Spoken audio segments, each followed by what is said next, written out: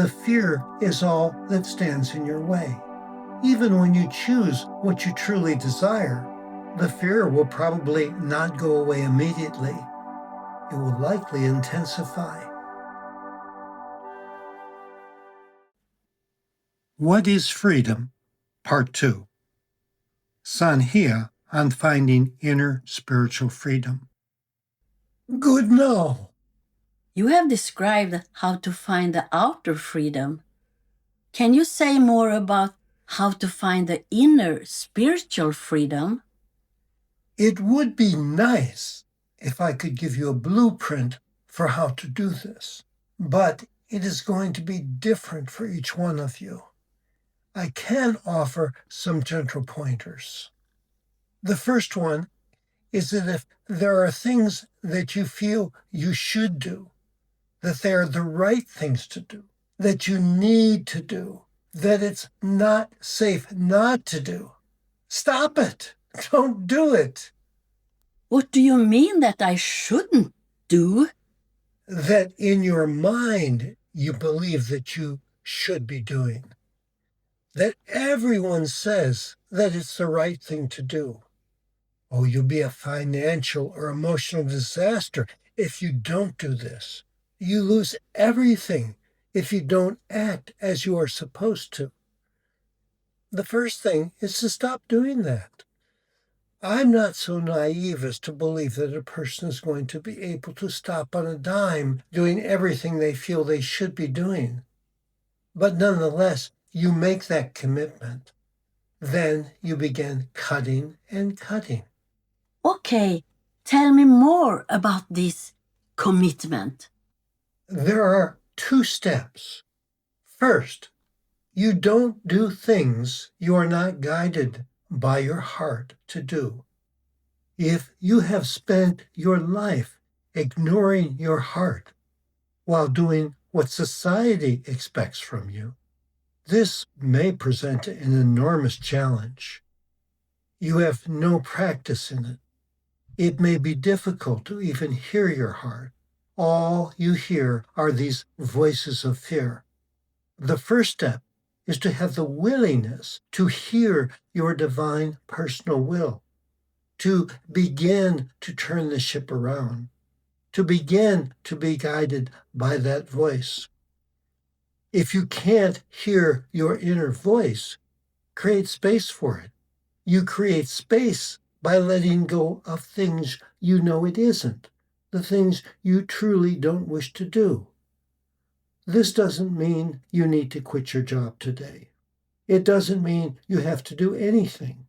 But if the job doesn't bring you joy, you will probably leave it sooner or later. The creating and filling of that space is the second step. Maybe you start in a small way. Here's an example. The grass is growing and could be cut. The neighbors' lawns are all better trimmed. In addition, theirs are free of the dandelions and weeds that spread across yours. The mind says that you should go out and mow it, perhaps also finding a way to eliminate those pesky dandelions and weeds. Does the heart wish to cut the grass today? If it doesn't, don't do it today. Facing the judgment of others, not to speak of your own, will put you through great emotional upheaval. So, don't follow the fear or act from it. Be aware each day where action is triggered by fear. As you stop trying to be a good girl or a good boy, space will open up in your life. The space that was filled with acting from guilt and a sense of duty. Don't fill the space with more obligations. This is a space to play in. Enjoy it. Slowly find things you have been wanting to do, but have denied yourself. This is not a space for judging what is practical, good, or right. The only filter is whether you feel like doing it. Is there at least a modicum of passion present? You have been taught to believe that you are little, that you are a sinner, that others need to show you the way, that you lack the wisdom to choose for yourself. Is any of that true? That is a prison. You hold the key. You commit to not accepting all of that anymore.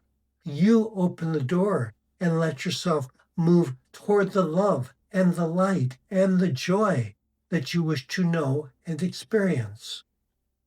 Wow, it sounds like when you are growing up, you can have this discernment.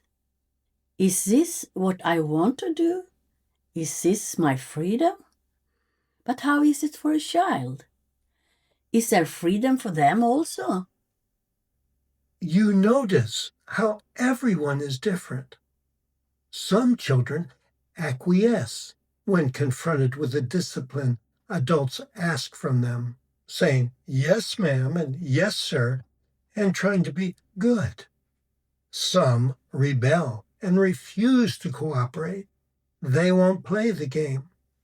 Why do some claim freedom while others don't? We could look at many reasons for that, but the audience receiving this message now are not children. So we could say that it doesn't matter.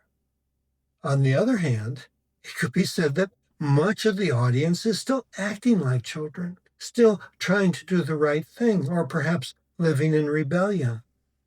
Those who rebel may not be any freer than those who cooperate. Rather than being free to do as they wish, they may be controlled by a need to oppose, to fight, and to do the opposite of what is desired by others, rather than listening to their heart. It could also be suggested for those of you who are no longer children, but occasionally or more often find yourself in their presence, that you could try two things.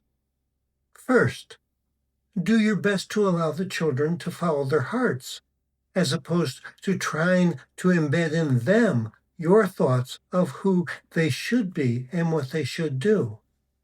You will not have much success there if you are not allowing such freedom for yourself.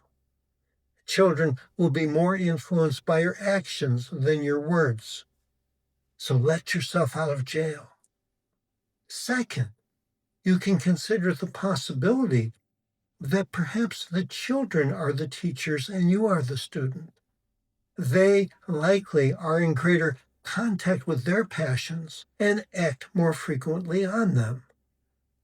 The socialization project of mass consciousness has not yet been completed. Let yourself play with them. Why is it good to choose freedom? Where will it take me? If you can think back to being a child and playing, just playing, there was no reason for your playing. There was no goal involved. You were simply acting out the joy you wished to express at that moment. That is all that was there.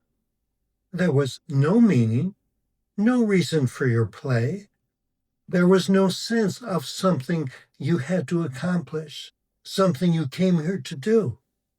There was not likely such a mental awareness as this, but you were simply God expressing through a human body whatever was desired to be expressed. You were absolutely free to play with that in any way that you are moved to do. As a grown up, does it lead me to freedom to follow my inner divine voice?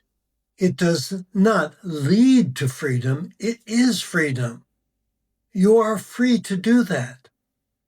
Nothing can stop you from that except you. When you act from a motivation of joy rather than fear, you are expressing freedom. It is not leading you to freedom. You have always had that freedom, but you haven't necessarily chosen to exercise it. The mind often draws a line limiting your freedom. You can do this, but not that. That is going too far. Really? Says who?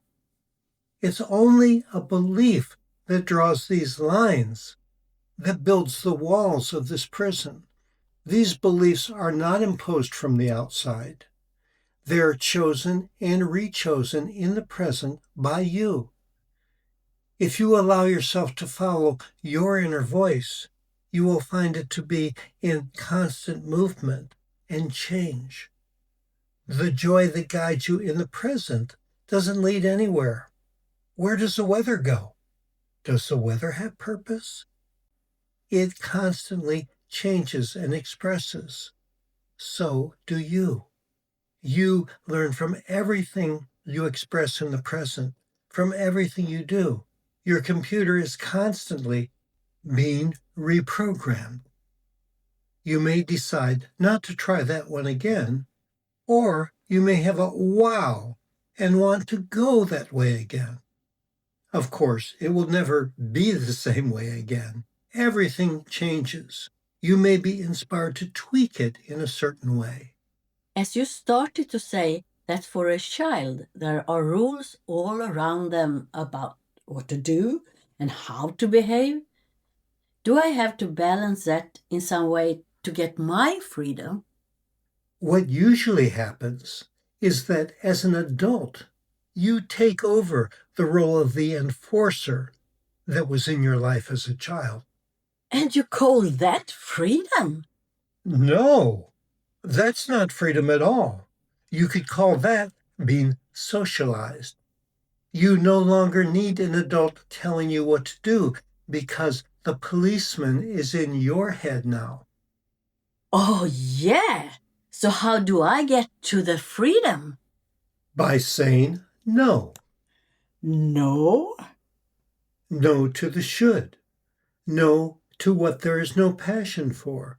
No to the guilt. So it's no to this and no to that. Where is the freedom? It may start out that way.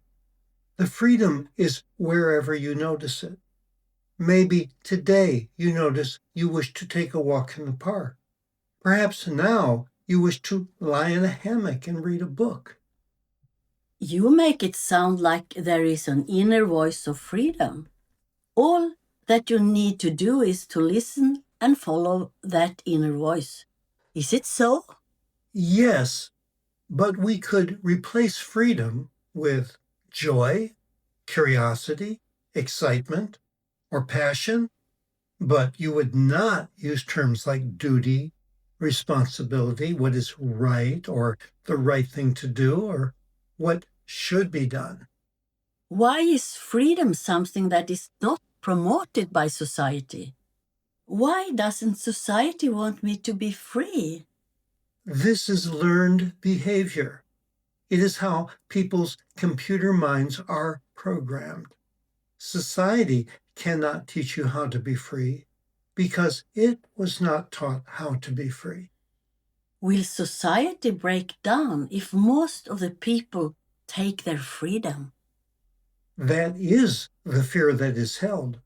Not only should you do as you are told because the authority and the rewards and punishments go way back, all the way to God, but you are also letting society down when you don't follow these dictates.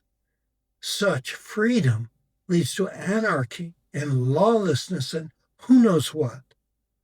This comes from a society that has created constant war, poverty, separation and aloneness, and a multitude of unhappy, unfulfilled people. Listening to outer authority has demonstrably failed. Can your inner guidance do worse? Is it not worth taking the chance? Could things really be more disastrous? It's the reaching of such a point of thinking that things cannot get any worse that leads some to consider other possibilities. You are talking about freedom and God. How do they connect with each other? We could say that if God has a horse in this race, the horse is God expressing that you are made like God. So why not be like God? No limits, divine, free to create whatever you want. Do it. Where can I find this divine freedom? Where is it speaking? It is speaking wherever you have insight or passion, wherever you are drawn to something. So, if I follow my passions, it slowly deepens my freedom. Or your awareness of your freedom deepens. The freedom is always there. There is knowing that. No one can control you, even if they take your physical life. That's nothing. That is not who you are. You simply are. You are God having experiences through a body. If you want to come back using another body, you will do that. I want to have freedom. You have it. How can I be sure? By exercising it. You will not know it by listening to me. Act on it. That is the only way to find out. The fear is all that stands in your way. Even when you choose what you truly desire, the fear will probably not go away immediately. It will likely intensify. It's waiting for what it believes will be the eventual punishment. The old tapes will continue to roll, warning you that you won't get away with this, that you can't just do what you want to do. The fear will be there, so you face it. Let it be there. Let it express. Feel it in your body. Don't deny it or try to chase it away. Welcome it as long as it wishes to hang out with you. But don't let it run the show. Don't let it guide your actions. It's simply time for the fear to wash through the body like a summer storm, to do its cleansing and to pass on, allowing the sun to shine again. So, freedom is connected with being brave enough to face my fear. Yes. So, that is a balance with the freedom and the fear. Would you say so? Yes, but you need to let it rage as long and as loud as it wishes. You fear that your fear will kill you, but it won't. Try it out. Let me know how it works for you. Face the fear. Let it roar. Take no actions to abate it. Do nothing that mind tells you will protect you. Sooner or later, the fear will run its course. Everything changes. Nothing goes on forever. Put off action until the calm is returned, and then choose from your passion. So, the freedom is realized when you have the guts to not follow what the fear would have you do, but to just face the fear until it's gone and then choose from your passion. I couldn't have expressed it better, but the proof of the pudding is in the eating. So, to conclude today's conversation, we will make reference to the all-American game of Monopoly. You land on chance and draw a card. It reads, "Get out of jail free." This card is my gift to you now, and this particular card has the magic to be reusable. Anytime guilt, shoulds, victimhood, or fear come to you, play this card. Thank you, thank you, thank you. Good now. If this touched your heart, subscribe and receive more light. This content is the creative work of Channels Without Borders, all rights reserved 2025. Visit channelswithoutborders.com. Feel free to share this with friends. More information and links are in the description.